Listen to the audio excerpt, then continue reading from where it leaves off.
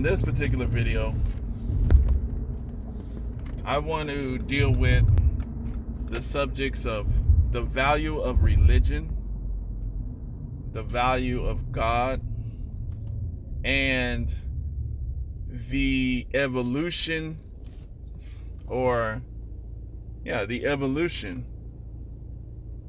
of those concepts,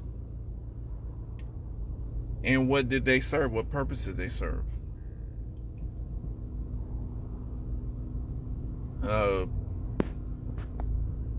Based on my study, which is, I guess, kind of small. It's very small. I'm not no scholar. I do like to analyze different subjects, but I'm not. And I like to analyze the human behavior. But I think every expression of, especially a large expression of humanity that is long-standing, that remanifests itself every generation in various cultures, a form of spirituality. Some people practice a religion, call it spirituality. We got various definitions of these terminologies, and that's the human experience. We're going to have a different perspective of you can have the same word, you're going to have a different perspective on that. So there's a value. So that religion is fulfilled, I should say, a specific need in the human being. Now, the people who would love to get our people out of this, what they define as religion, because we have these guys and this conversation is inspired mostly by Sonetta and the Dagger Squad and his trial of God, and also lots of people who hate religion. You really got to define what you're talking about as religion, and we have to understand the issue of misunderstood words. You got to respect. Okay, so when we're doing something, we're having a problem. We have a problem. We have several problems, layered on problems. We got misconceptions, or we have misunderstood terms. So we have misunderstood terms. So, and what I mean by that is this is the problem of communication. So let me ask you a question here. If my word for negative is no, but I would just say, if I told you no, I just simply said no. You may ask me, but there are some people who were traumatized by that word no in their childhood. They're just traumatized by the word. They don't like to say no. And somebody told them never say no, or never say never, and they just have an emotional connection to the word no or never. And you may say this word never, and these people react, and they react in weird ways that you may not understand. So if you ask them, now the proper way to deal with that is, you can use the word in a sentence. Do you eat pork? Never. Never say never. They may say never say never. And you're like, well, I'm not going to eat pork. Never say never, though. They have an emotional connection to that word. So that word is the same word, but it has it creates a different thought. And words, they're the sound of expressed thoughts. That's what our words are. Our words are the sounds of expressed thoughts. And since we all have different thoughts, each word is an approximation. So the definition in dictionary is an approximation of what that person is thinking. And we need to deal with that variance. We got to deal with that variance, because that's what's producing most of the arguments that we see. So when we're dealing with religion, it's full of symbol, because that's all an alphabet is, that's all a language is. It's symbols. Until we learn how to communicate telepathically, so that we can get accurate thought transmission back and forth in communication, we are using sound and the expression of that sound to transmit ideas. And those, each time that communication occurs, you have a translation. You have a translation and a revision that happens. And this is often the reason why we have some people that will, in their mind, they'll express a clear delivery of their thoughts, and they won't get received.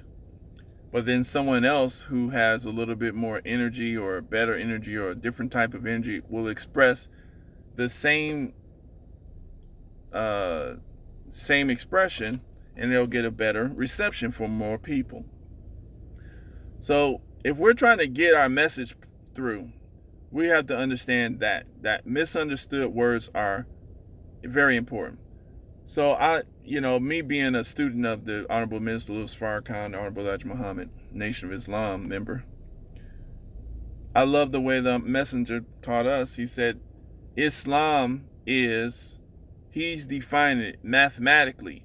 So mathematics would be, Islam is just as true as mathematics. And that is, I understand what, when people hear the word Islam, when people hear that word, they hear that term, Islam, they have they got all type of things come up in their mind. They got pedophilia. They feel that Muhammad was 1400 years ago was a slave maker, and they think he was a pedophile, and which is not true, but that's what they heard, and that's what's popping up in their head. They hear Islam, they hear people told them it's slave making religion. They hear Islam, they hear, some of them do think of us black Muslims, the messenger, Honorable Elijah Muhammad. They hear Islam, they're thinking all kind of stuff. But when you're dealing with the Nation of Islam and the way I like my Islam, so when I say that word Islam, I'm not talking about the Muslim world. Pure Islam, the way we in America, under the Honorable Elijah Muhammad and Master Farad Muhammad gave it to us, is just as correct as mathematics. So when we hear Islam, we think math. That's how we think. We're thinking math. All the other stuff, that is a part of the Islamic world, and we can deal with that. But you can point out and that's the reason why truth, it doesn't intimidate us at all. You can tell us a fact. If you find a fact can't disrupt our foundation. Because and some people, they love to argue in religion when they're dealing with Muslims, because some Muslims in America, some Nation of Islam, sometimes we do handle our religion in a way that we handled it under the Christianity and the maybe the Orthodox Islam, or some others, even the way that these brothers handle these African spiritualities and these Kemetan, even the way that these brothers, they call themselves non-religions, but they pump Sheikh Anta Diop, Henry Clark, and Dr. Ben, and all of these guys, they pump African centered people, Afrocentrists. They pump these people up in a method of religion, because that's how this is feeding. This is a aspect of the human nature. That's what we're looking at. So you can call it religion, but you don't like that word anymore, so we're going to call it spirituality. But you're doing, the behavior is similar. It's very similar, and it's synonymous. It is the same. You can call it, whatever term you want. You can call it faith. But the behavior is the same. You can call it Afrocentric. You can call it Kemetic science. You can call it whatever you want, because these are different symbols to describe the same behaviors. And this is a behavior that is a human nature behavior. We need to latch on to a system of belief. The human being is very uncomfortable not having a foundation or philosophy.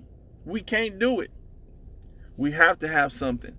You're going to say a Democrat. You want to say the LGBT. You're going to say a Republican. And this is your definition of that. That's how we're built. Okay, so we can't take a system of spiritual order from a group of human beings and not replace it with a system, because they're going to come up with something that is dysfunctional. Because if you destroy their foundation in a system and you don't give them a system that has a stronger foundation, you're going to get chaos. You're going to get chaos. So that's the purpose of religion. You need a religion. Now, if you don't like the word religion, say spiritual system or say faith. Say whatever you want to say. You need as a foundational philosophy.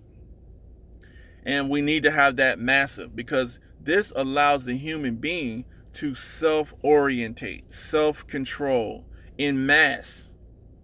You don't have that. You got chaos. You don't have a foundation. You can't build a nation on a shaky foundation. Can't lie. So that's the one criticism I had with Sonetta. That's evil. When you dismantle someone's spiritual foundation and you don't give them a better system that's more functional.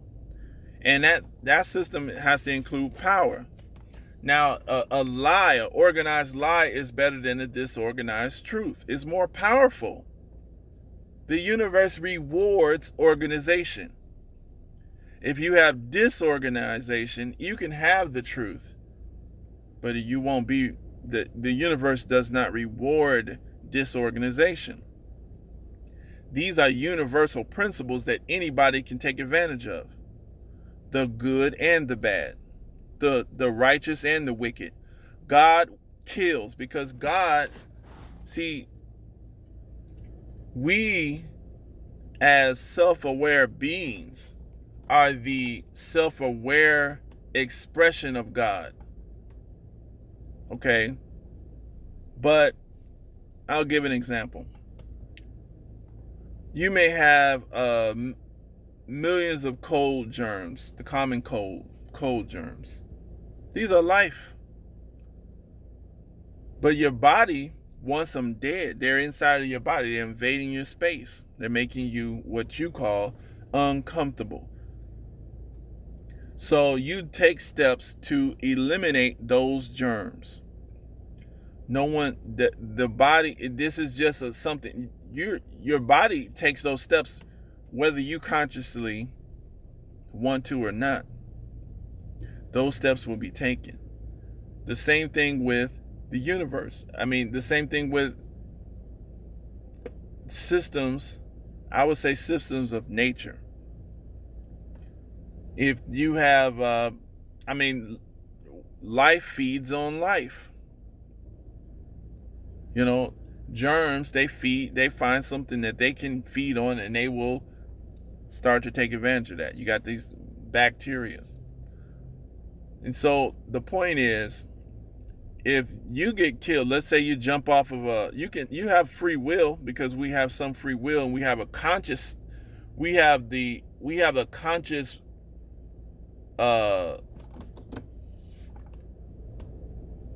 a conscious level of life that is beyond just an amoeba or a tree or a bush. You know, we have a level of consciousness, of self-awareness, even of an ant, or, you know, so we have a highest level. We are a supreme being and level of consciousness according to what we know. So that's why when we say God is a man, it's man. Man is God.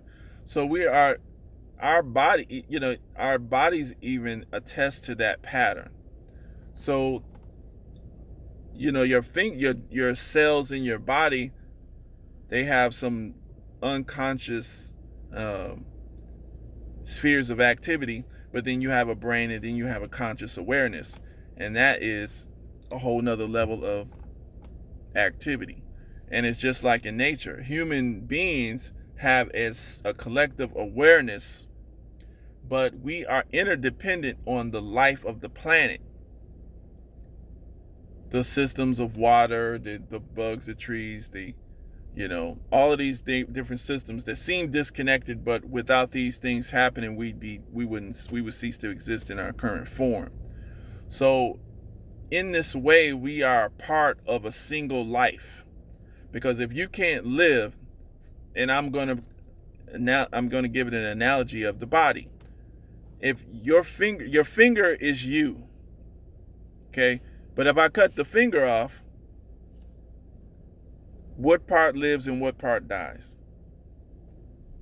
You see? So the energy of consciousness is not going to stay in the finger, because it is left up here. Now, if I cut enough, if I cut the brain off, the body you may actually be able to continue to allow the cells of the body to stay alive with artificial means. But the consciousness of that life form on the conscious level is gone. Now they're on the level of germ, just amoeba, that level, vegetable state, they call it. And so that's how we're looking at this. So when we're looking at what we call the creator, it is a system of life which we are a result of. It is a mathematical situation. It is a God, and we are part of God. Now, we can't totally and completely describe God. We have a lot of when we look at it in a mathematical way, we could get real close. But with the scriptures, all of these scriptures that we look at as sacred, they are sacred. They are lessons. But if you don't understand the symbology, the language, our language, English language, Arabic language, Swahili, Bantu, different Bantu languages, or, all of these different, the Vedas, the scripts, and all of the different languages of the planet. If you don't understand those languages, those symbols, those codes, or if you misunderstand them, you're going to be very confused. And that's what we're having right now.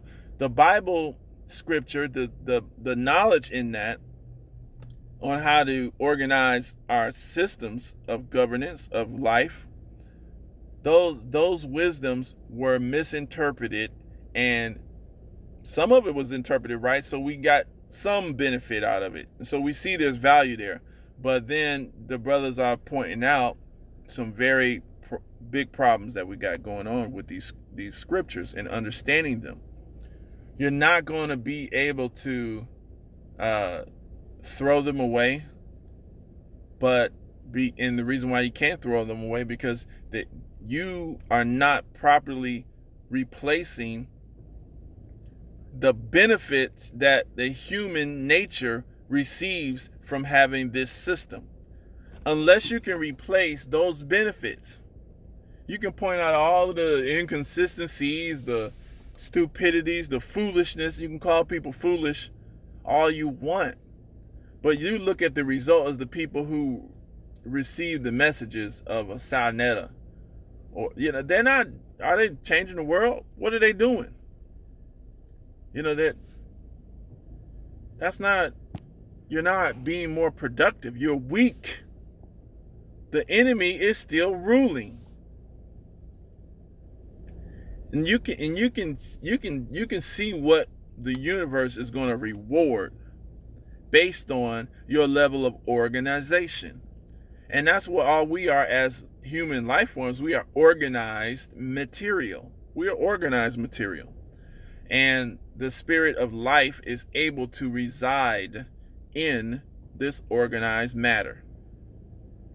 And it's such a great conductor of life that we are able to reach a level of consciousness unparalleled in the known world as a human being. So we're able to reach a high level of consciousness, and we're definitely not anywhere close to where we should be. So the value of a good religion is to organize large numbers of human beings in a way that we could focus our society in self-control, so that we can develop ourselves spiritually and physically to reach higher levels of power. Now, we got some problems with our religions. Point out the lies. Let's get it fixed. That's fine. But stop saying that. We have to be directing people to advance the science of spirituality and of religion, okay? And we need to do that in a collective way, because as a group of the larger numbers of human beings are on code, then you start to see the expression of what we call godhood. Because millions and millions of billions of human beings on code display a level of power that is so advanced. We don't have any power that we can see that can exceed it. I believe we have the capacity to generate solar systems. I mean, whatever our minds can conceive, we can, as a group, can make it happen. So that's God. That's God. That's why in your scriptures it says sometimes it uses the plural form and sometimes it uses the singular form. All of that needs to be broken down, needs to be understood. No problem with that. But we got a lot of people out here being confused, and when confused human being is a dangerous human being, because what's happening is they're confusing other people, and then we get these behaviors of degeneracy that gets spread onto different generations, and it takes us generations to realize that was an error. You can start messing around with your sister's, your wife's sister, because why shouldn't you? What's stopping you? Just nasty stuff, man. We got all kind of behaviors that are available to human beings, but we shouldn't do all that stuff because it's going to destroy power. So that's the value of religion. A religion is a roadmap. A good religion is a roadmap. And I like the religion that the Honorable Elijah Muhammad gave us, and the way he defined it is mathematics. And that's called Islam. It's right. It's right. It is righteousness. So it's truth, but wisely applied. Truth with wisdom. Okay? So, that's my take. God is man. And we can't make him nothing other than a man. Otherwise, we would make him an inferior God. You can't have an imaginary God because the man creates the imaginary God. So man is God. Okay? And all of the lies and the so-called perfections that you heard about God, that is symbolic. It can be said, but you have to say it in the right way, because the people contain Satan and God within that package. And so we got a lot of work to do, but we got to elevate the conversation. And brothers like Sonetta and those guys with those bigger platforms, huge platforms, they're just confusing people. And then, they're leading people to something that's even more confusing, because the stuff that they're saying, we know is stupid. It's not good, because every argument that they throw at the Christians or the Hebrew Israelites can be righteously turned around and thrown back at them, and they have no really good answer. They don't. They do. I don't know. Well, I don't know. I'm not saying that. I'm not saying, so what are you leading us to? You're not leading us to power. This is not a courtroom of the white man where all you got to do is push doubt. That's what Satan does. He just creates an atmosphere of doubt. And when you know what happens when people doubting, they stand still. So that's important. When you want to immobilize a large group of people, you just fill them with doubt. Fill them with doubt and not give them clarity. That is evil. So that's my take on religion, God. The value. We need a religion. We need a God. And we have the best religion and we have the best God available, it makes very good sense. And, it's all symbolic, so you can call yourself what you want to call yourself, but, it's not imaginary. I don't believe in an imaginary God. I don't. If you want to believe in one, that's fine. But I can explain to my children God. And I can explain to my children Satan. I can show them and I can prove it to them. And it's not based, because the book of God really is nature. The book of God is nature. These are primary sources. Nature, the systems of the universal law. That is the foundation of any judgment that I would make. So, on anything. So that's how I look at that. And hopefully this video helps people. Questioning me anything, any questions you have on the Nation of Islam, put them down there, and I'll if I can't answer them straight out, I'll get an answer for you. So do that. Thanks. And I'll tell you like this, and I'll do that in a different video. All right, bye.